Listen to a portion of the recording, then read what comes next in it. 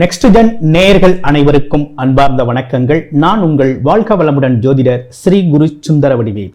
இப்போ பார்த்தீங்கன்னா 2025 கார்த்திகை மாத பலாபலன்கள் எப்படி இருக்க போகுது, என்ன செய்யலாம், என்ன செய்யக்கூடாது, என்ன விதமான வழிபாடுகள் உகந்ததாக இருக்கும் அப்படிங்கிறதை பற்றியும், ஒவ்வொரு ராசிக்கும் நட்சத்திர பலன்கள் எப்படி இருக்குது இந்த கார்த்திகை மாதத்தில் அப்படிங்கிறதையும் நம்ம விரிவாக பார்க்க போகிறோம்.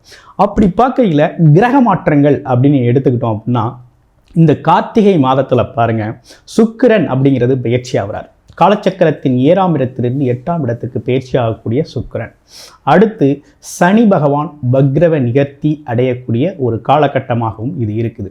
பொதுவாகவே இந்த கார்த்திகை மாதம் அப்படின்னு எடுத்துக்கிட்டோம் அப்படின்னா, நமக்கு எல்லாருக்குமே ஞாபகம் வர்றது அப்படின்னு எடுத்துக்கிட்டோம்னா, திருக்கார்த்திகை, திருவண்ணாமலை தீபம், பரணி தீபம் அப்படிங்கிறது தான் நமக்கு ஞாபகம் வரக்கூடிய ஒரு அமைப்பு அப்படிங்கிறது இருக்குது. அப்போ இந்த திருக்கார்த்திகையில், இந்த கார்த்திகை மாதத்தில் ரொம்ப சிறப்பான ஒரு விசேஷம் அப்படிங்கிறது பரணி தீபம் ஏற்றுறது. அடுத்து திருவண்ணாமலை தீபம் பார்க்கறது. அந்த பரணி தீபம் அப்படிங்கிறது பார்த்தீங்க அப்படின்னா, பித்ரு சாபம் நீக்கக்கூடியது, குடும்பத்தில் சுபிட்சம் வரக்கூடிய ஒரு அமைப்பு, லட்சுமி கடாட்சத்தை உருவாக்கக்கூடியது, துன்பங்கள் நீக்கி இன்பங்களை அதிகம் பெறக்கூடிய ஒரு அமைப்பு கொண்டது தான் இந்த பரணி தீபம். ஸோ பரணி தீபம் அப்படிங்கிறது கண்டிப்பாக எல்லோரு வீட்டிலையும் ஏற்றக்கூடிய ஒரு அமைப்பு அப்படிங்கிறதும், வழிபாடு செய்யக்கூடிய அமைப்பு அப்படிங்கிறதும், குலதெய்வ வழிபாடு மட்டுமல்லாது அந்த காலகட்டத்தில் நமக்கான உயர்வை நோக்கிய வழிபாடு அப்படிங்கிறதையும் நம்ம செய்யக்கூடிய ஒரு அமைப்பு அப்படிங்கிறது கார்த்திகை மாதத்தில் இருக்குது. அப்போ இந்த கார்த்திகை மாதம் அப்படிங்கிறது இப்படிப்பட்ட சிறப்புகளோடு இருக்கக்கூடிய இந்த கார்த்திகை மாதத்தில் உங்களுடைய ராசிக்கு என்னென்ன விதமான மாற்றங்கள், முன்னேற்றங்கள் ஏற்பட போகுது அப்படிங்கிறதை பற்றி ரொம்ப விரிவாக நம்ம பார்க்க இருக்கிறோம். இப்போ இந்த 2025 வரக்கூடிய இந்த கார்த்திகை மாதத்தில் கிரக நிலைகள் எப்படி இருக்குது அப்படின்னு பார்த்தோம் அப்படின்னா, காலச்சக்கரத்தின் 4ஆவது இடத்துல குரு பகவான் உச்ச வக்ரவ நிலையில் இருக்கிறார். அடுத்து கேது பகவான் 5ஆம் இடம். அடுத்து பாருங்கள், 7ஆம் இடத்தில் இருக்கக்கூடிய சுக்கிரன் பார்த்தீங்கன்னா வருகின்ற கார்த்திகை 11க்கு பிறகு எங்கே 8ஆம் இடத்துக்கு மாறக்கூடிய ஒரு அமைப்பு அப்படிங்கிறது கிரக மாற்றம் இருக்குது. சூரியன், அதே நேரத்தில் செவ்வாய் பகவான் அப்படிங்கிறவங்க காலச்சக்கரத்தின் 8ஆம் இடத்துல இருக்கிறாங்க. இதே காலகட்டத்தில் 11ஆம் இடத்துல ராகு பகவானும், 12ஆம் இடம் சொல்லக்கூடிய மீனம் ராசியில் சனி பகவானும் வக்ரவ நிவர்த்தியோடு இந்த மாதம் இருக்கக்கூடிய ஒரு அமைப்புகள் கொண்டது தான் இந்த மாதம். அப்போ இந்த மாதத்தில் இப்படி கிரக நிலைகளோடு இருக்கக்கூடிய இந்த மாதத்தில் உங்களுடைய ராசிக்கு என்ன நடக்கும், என்ன செய்யலாம், என்ன செய்யக்கூடாது அப்படிங்கிறதை பற்றி நட்சத்திர பலன்களோட இப்போ பார்க்க போகிறோம். கடகம், காலச்சக்கரத்தின் 4ஆவது ராசியாக இருக்கக்கூடிய கடகராசி அன்பர்களுக்கு எதிலும் பொறுமை, அமைதி, அன்பு, இரக்க குணம் கொண்ட உங்களுடைய அமைப்புக்கு இப்போ கிரக மாற்றங்கள் எப்படி இருக்குது அப்படிங்கிறத பார்க்குறோம். உங்களுடைய ராசியில் இந்த கார்த்திகை மாதம் அப்படிங்கிறது பாருங்கள், ராசியிலேயே குரு பகவான் உச்சபலம் பெற்று வக்ரவ நிலையில் இருக்கிறார். அடுத்து ராசிக்கு 2ல் கேது பகவான் அமைப்பு, 4ஆம் இடத்துல சுக்கிரன், பிறகு 5ஆம் இடத்துக்கு மாற்றமடைகிறார். 5இல் செவ்வாய். தைரியம், தன்னம்பிக்கை, துணிச்சல் அப்படிங்கிற ஒரு விஷயம் எக்கச்சக்கமாக இருக்கக்கூடிய ஒரு அமைப்பை கொடுக்குது. அதே நேரத்தில் 8ல் ராகு, 9இல் சனி பகவான் வக்ரவம் பெற்றவர் வக்ரவ நிவர்த்தி அடைகிறார். இதுதான் கிரக அமைப்பு. இதில் என்னென்ன மாற்றங்கள் உங்களுக்கு நடக்க இருக்குது அப்படின்னு பார்த்தோம் அப்படின்னா, இப்போ கடகராசியை பொறுத்த வகையில் மதிப்பு மரியாதை அதிகரிக்கக்கூடிய காலகட்டம். கண்டிப்பாக உங்களுடைய ராசிக்கு உங்களுடைய தசாபுத்தி மிகச்சரியாக நல்ல அமைப்பில் போய்கிட்டு இருக்கு அப்படின்னா, ராகு கேதுக்கள் திசை இல்லாமல், தீசம் பெற்ற பாதகாதிபதிகள் தசாபுத்தி நடக்காமல், நல்ல யோகமான தசாபுத்திகள், லக்னாதிபதி தசாபுத்தி, அதே நேரத்தில் பார்த்தீங்க அப்படின்னா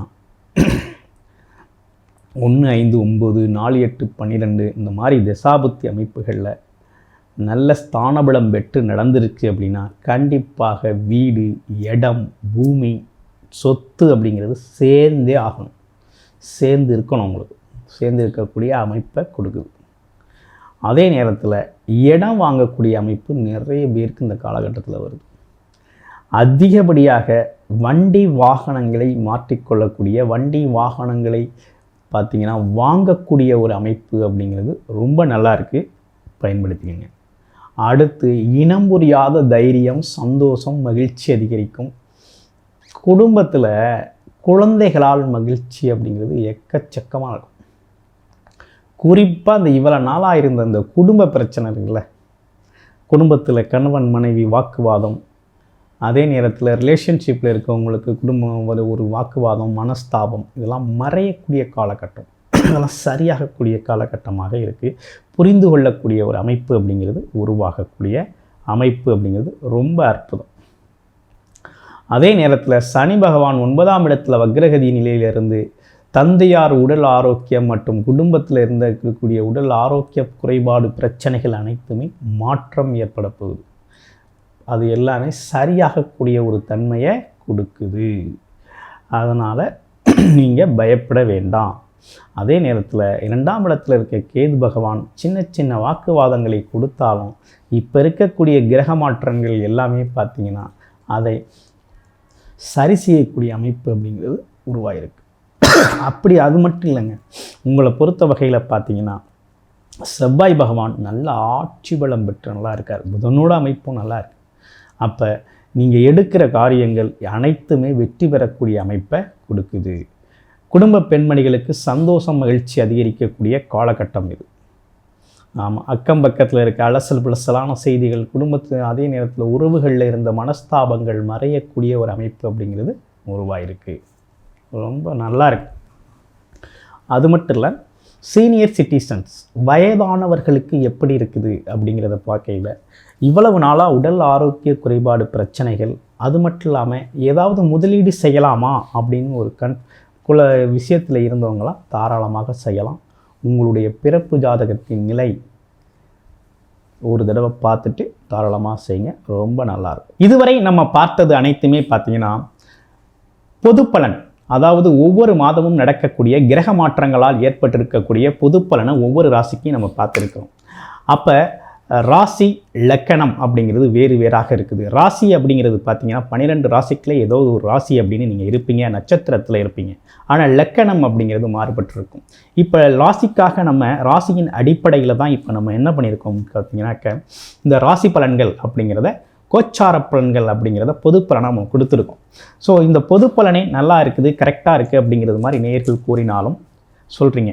இருப்பினும் இப்போ என்ன விசேஷம் அப்படின்னு பார்த்தோம்னாக்க, லக்கண அடிப்படையில் உங்களுடைய பிறப்பு ஜாதகத்தின் அடிப்படையில் என்ன தசாபுத்தி அமைப்புகள் நடக்குது அப்படிங்கிறத துல்லியமாக பார்த்துக்கிட்டிங்கன்னா இந்த காலகட்டத்தில் என்ன மாதிரி விஷயத்தில் ஈடுபடலாம், என்ன மாதிரி விஷயத்தில் ஈடுபடக்கூடாது அப்படிங்கிறதை பற்றி ஒரு முழுமையான விவரம் அப்படிங்கிறத எடுத்துக்கலாம் முடியும். அது மட்டும் இல்லாமல் உங்களுடைய பிறப்பு ஜாதகம் தொடர்பான டீட்டெயில்டான விரிவான தசாபுத்தி அமைப்புப்படி ஒரு தெளிவான கன்சல்டேஷன், பர்சனல் கன்சல்டேஷன் உங்களுக்கு தேவைப்படுது அப்படின்னா டிஸ்பிளேல தர்ற நம்பருக்கு கால் பண்ணி அப்பாயின்மெண்ட் ஃபிக்ஸ் பண்ணிக்கிட்டு உங்களுடைய பர்சனல் கன்சல்டேஷனை நீங்கள் முழுமையாக எடுத்துக்கலாம்.